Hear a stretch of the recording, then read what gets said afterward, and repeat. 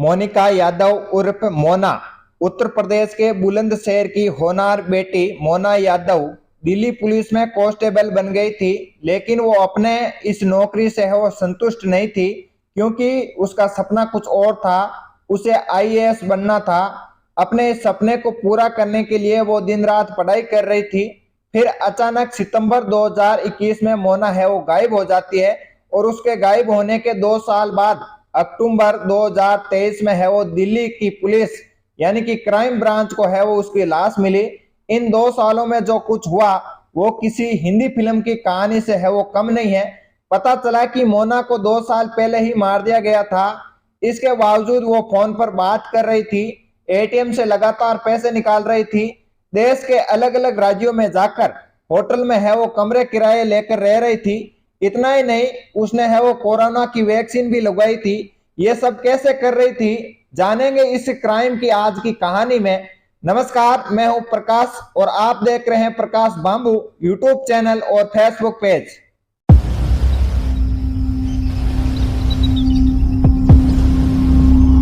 मोना के पिता उत्तर प्रदेश पुलिस में सब इंस्पेक्टर के पद पर थे। साल 2011 में एक घटना घटी जिसमें उन्हें गोली लग गई। शहीद पिता की 3 बेटियां थी। मोना सबसे छोटी थी और वो अपने पिता की सबसे करीबी थी। पिता का सपना था कि मोना आईएएस बने, इसीलिए मोना ने अपने पिता के सपने को अपना सपना बना लिया था। साल 2014 आया और दिल्ली पुलिस में मोना का कांस्टेबल के पद पर है वो नौकरी लग गई। दिल्ली पुलिस की नौकरी के साथ साथ मोना यूपीएससी की भी तैयारी कर रही थी। उसने उत्तर प्रदेश में है वो सब इंस्पेक्टर की परीक्षा भी दी थी, जिसमें उसका चयन हो गया था। इसीलिए साल 2020 में मोना पुलिस यानी कि दिल्ली पुलिस की नौकरी है वो छोड़ दी। और मोना के सामने 2 रास्ते थे।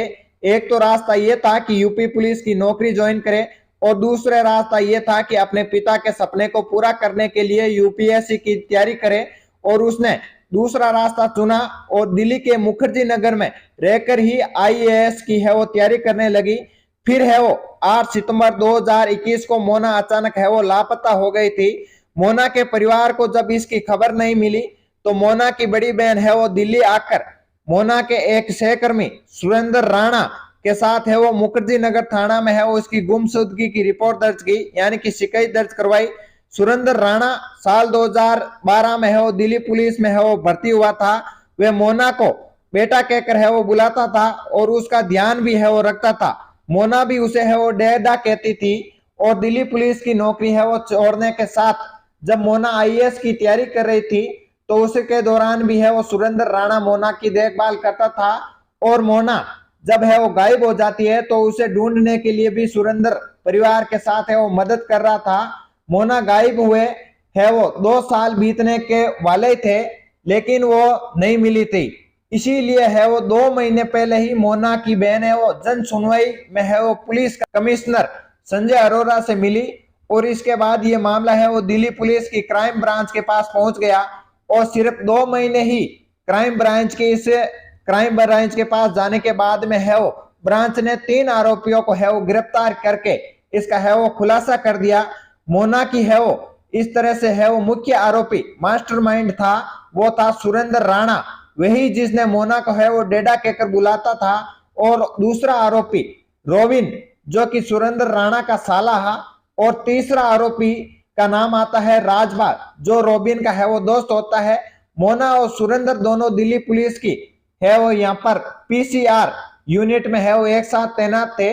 दोनों की अच्छी खासी दोस्ती थी। जब मोना ने दिल्ली की पुलिस में है वो नौकरी छोड़ दी थी और मुखर्जी नगर में रहकर पढ़ाई कर रही थी, तब भी सुरेंद्र है वो उसे मिलता रहता था। सुरेंद्र पहले से ही शादीशुदा था, फिर भी वह मोना से शादी करना चाहता था।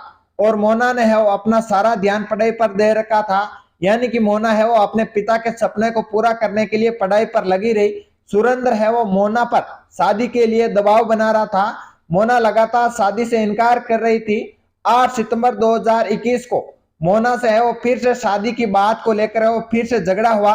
और उस समय सुरेंद्र मोना को लेकर है वो अलीपुर की तरफ लेकर जा रहा था। और गुस्से में है वो मोना का है वो यहाँ पर सुरेंद्र है वो गला दबा देता है। सुरेंद्र ने है वो लाश को एक नाले में डालकर उसे यहाँ पर है वो उस लाश के ऊपर है वो पत्थर रख दिए।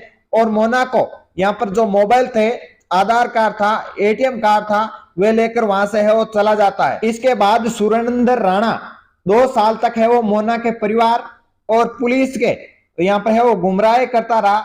उसने है वो सभी को यकीन दिला दिया था कि मोना जिंदा है और वो किसी अरविंद नाम के एक लड़के के साथ चली गई है, वो अपनी मर्जी से गई है, सबके सामने नहीं आना चाहती है। वो ऐसा दिखाता था जैसे कि मोना को से है वो उसी लगातार बात हो रही थी। दरअसल उसके पास मोना की है वो कुछ पुरानी रिकॉर्डिंग थी जिसमें है वो उसको यहाँ पर है वो साचित तरीके से यानी कि एडिट करके यहाँ पर है वो सुना देता था या फिर भेज देता था, जिसमें वो मोना कह रही थी बेटा अपने घर पर जाओ, तुम्हारे घर पर है वो तुम्हारे घर वाले खोज रहे हैं। मोना कहती है मैं ठीक हूं, आप परेशान न हो। सुरेंद्र ने है वो अपने यहाँ पर साले रोबिन को भी है वो साथ में मिला लिया था।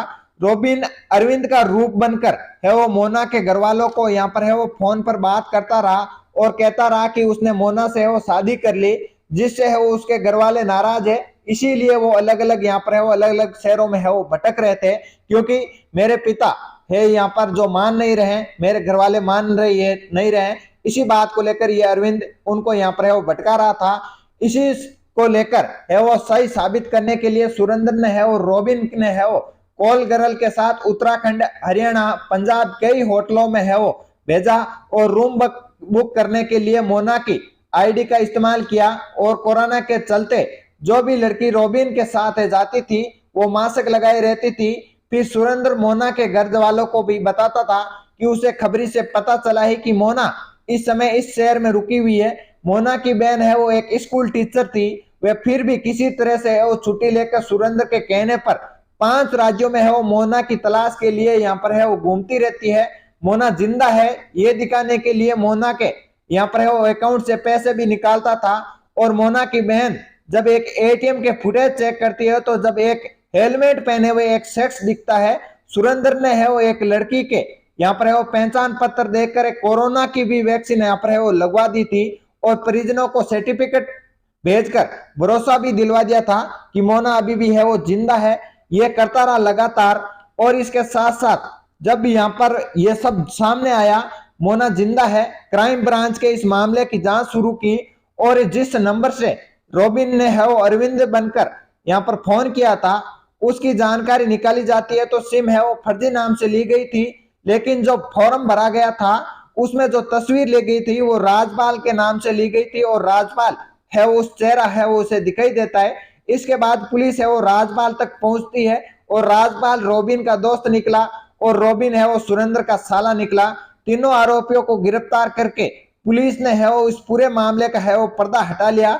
सुरेंद्र ने एक पुलिस वाला था, वो जानता था कि अपराधी तक है वो पहुंचने के लिए पुलिस को कैसे कैसे काम करती है, इसीलिए वो परिवार और पुलिस को गुमराह करता रहा। फिर भी है वो आखिर है वो उसका गुना है वो सबके सामने आ गया और अपने यहाँ पर है वो पिता को है वो सपने पूरा कर रही थी जो मोना, जो अपने पिता को सपना है वो अधूरा रह गया था। तो आप इसमें कमेंट करके जरूर बताएं कि इस कहानी में मोना की क्या गलती थी, क्या एक मोना अपने पिता का सपना है वो पूरा नहीं कर सकती थी और इस सपने को यहाँ पर साकार करने के लिए वो लगातार अपनी कोशिश कर रही थी, लेकिन ऐसे बीच में यहाँ पर है वो रुकावटें आ गई थी। तो आप इसमें ये बताइए कि मोना की इसमें क्या गलती थी। दोस्तों इस वीडियो में पूरी घटनाक्रम को सुनाना हमारा किसी का दिल दुखाना नहीं, किसी को परेशान करना नहीं, बल्कि आपको जागरूक करना, सचेत करना हमारा उद्देश्य है। मिलते हैं एक नई कहानी नई के साथ, तब तक के लिए जय हिंद, जय भारत, वंदे मातरम।